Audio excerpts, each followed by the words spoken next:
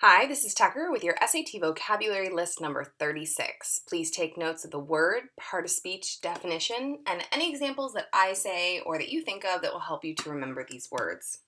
The first word is abeyance. It's a noun and it's the state of inactivity or a state of suspension where what would typically be happening all of a sudden isn't happening for kind of a temporary amount of time. Usually it's not for a prolonged period of time, it's more of a temporary inaction. So for those people who ride commuter trains to work or take the subway, those trains are always moving. It feels like they're constantly working, but sometimes they'll be in a state of a suspension. There will be an abeyance because there is some medical or mechanical situation. So they have to fix the mechanical problem. Or maybe it'll be in a state of abeyance because the workers who typically run the trains or work them are having a strike and they're trying to get higher wages. So those are factors or things that might happen that would cause a train that usually runs all the time to be in a kind of a state of inactivity, to be in abeyance. The second word is ablution, and ablution is a noun, and it's the act of washing or cleansing, usually when we talk about the body. So most of us practice our ablutions every day in a bath or a shower, but the word ablution also has really strong ties to religion. So a lot of times you'll hear it in a religious context where, a priest or a religious figure will practice their ablution. They'll wash some parts of their body in almost like a ceremonial way, or they'll wash some object that's going to be used in a ceremony. So it also has, beyond taking your bath and shower and washing hands, it also can have these deep roots in religion. The third word is banal, and it means something, or it describes, so it's an adjective, it describes something that's really common. It's commonplace. It's either something you would see all the time. So for example, seeing people walking around texting on their phones is banal. It looks like, with the incredible excitement about Pokemon Go, that it might be totally banal to see people playing Pokemon Go all over in parks, streets, schools. But it can also mean something that lacks originality, something that lacks freshness. So a lot of times people will go to a movie, and if it's a sequel, so it's the second movie in like a series, a lot of times people complain that the sequel isn't as good as the first one. It's lacking the originality, it's lacking the freshness of the first movie, like Home Alone 2 definitely got that criticism. So if you go to a movie like that, you might walk away and say, that was a pretty banal movie. Like, it wasn't that original, it wasn't that great. It's kind of, your typical movie. Or maybe you're looking forward to a song coming out from one of your favorite singers and you're just disappointed. It's not as good or original as some of the previous music that person had created. So you might describe the song as banal. So different ways to use that word. Number 4 is caucus, and we are just getting through primary season here in the States, so this is a word I've been hearing in the news all the time.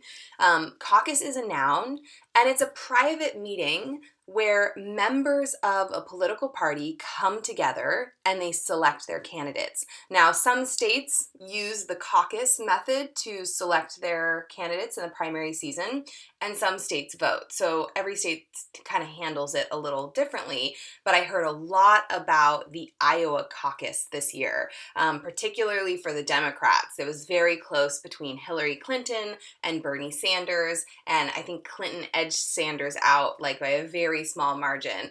There were even stories that in some of the caucuses in the states that they were so close they had to flip a coin to decide who they wanted to, elect in the primary. 5 is delectation, and delectation is delight.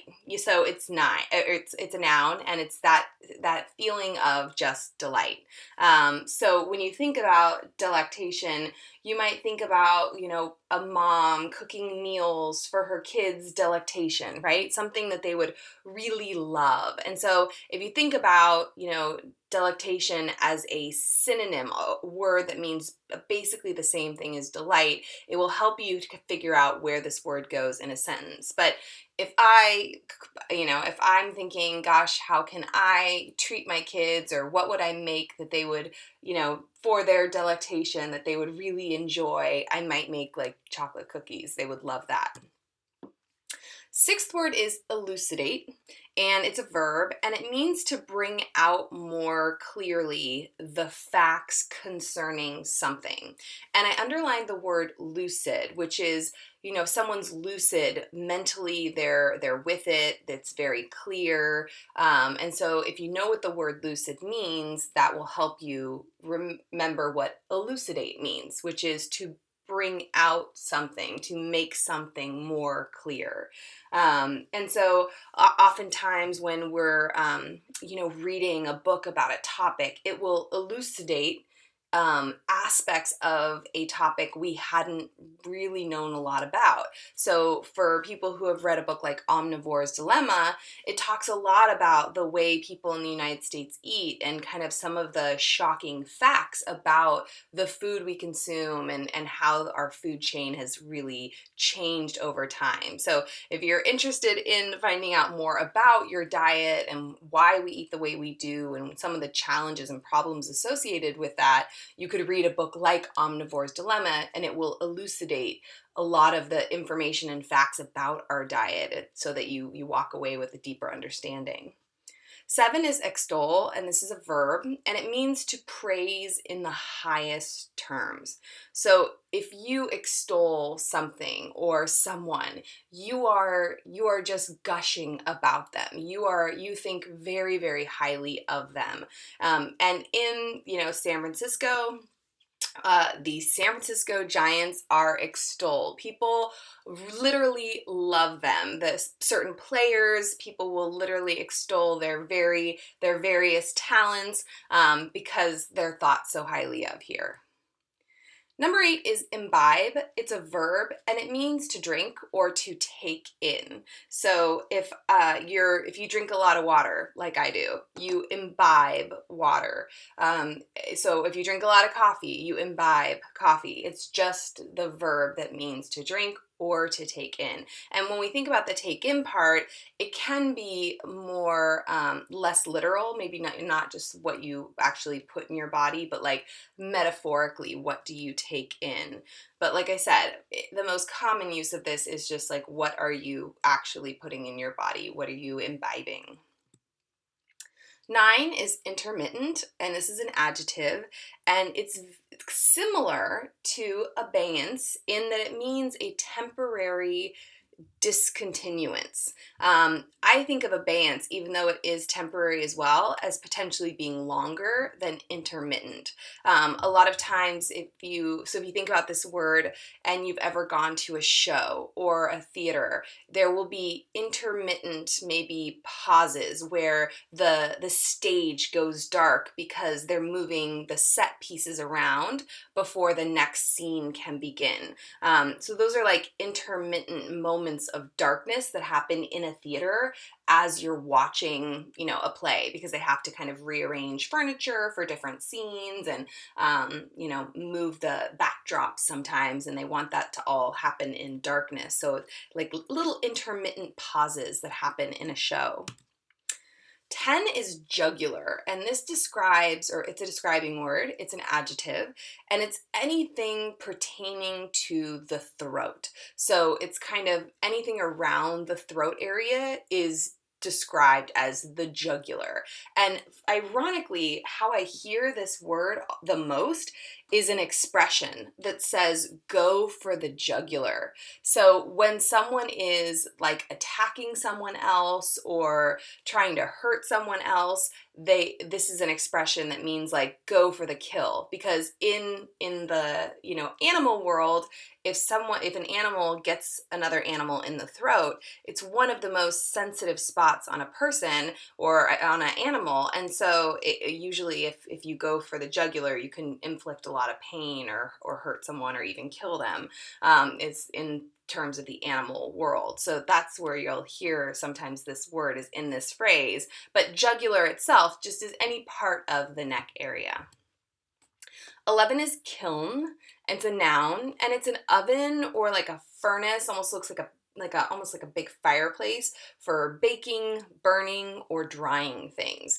The way that I hear the word kiln used most often in today's kind of context is really with people who work with clay. So people who design pottery or anything out of ceramic or clay, it has to go in a kiln and be fired so that the pottery is harder and it won't break as easily, and you can put the kind of glossy sheen on the outside of it. But there are huge industrial kilns as well, where industries that produce mass amounts of products will also use these big kilns to fire and dry items that they're making. 12 is levity, and it describes a lightness of mind, a lightness of character, kind of a lightness of behavior. And when we think of like lightness of behavior, somebody who's maybe even a little silly, it can mean lacking seriousness in a situation where you should be kind of serious. So lacking maybe the appropriate level of seriousness. So I grabbed a picture of two guys who are clearly laughing, but they're kind of covering their mouths because they probably shouldn't be laughing, right? They're probably, there's a higher level of, seriousness that needs to be taken in their situation. But they're clearly displaying, a degree of levity that maybe would make other people in this situation uncomfortable. So if you're at a wedding or even a funeral, you don't want to be like get the giggles or have something happen where you're being inappropriate because you're laughing. Or I'm a parent, I see kids all the time, and kids often like trip and fall, and sometimes it's kind of funny, and so I often have to be careful not to like inappropriately laugh when a little kid has just stumbled and fallen. It's a degree of levity that probably isn't, I don't want to display at the playground. 13 is lingo. Lingo is a noun, and it is language and speech of a particular group. And for those of you who have watched previous videos, there's also a word called jargon. And jargon is also the language that's used by a particular group. So lingo and jargon are very similar. Although lingo really, for me, when I think about it, I really think about kind of almost the slang that a particular group will use when talking because they all know about a topic.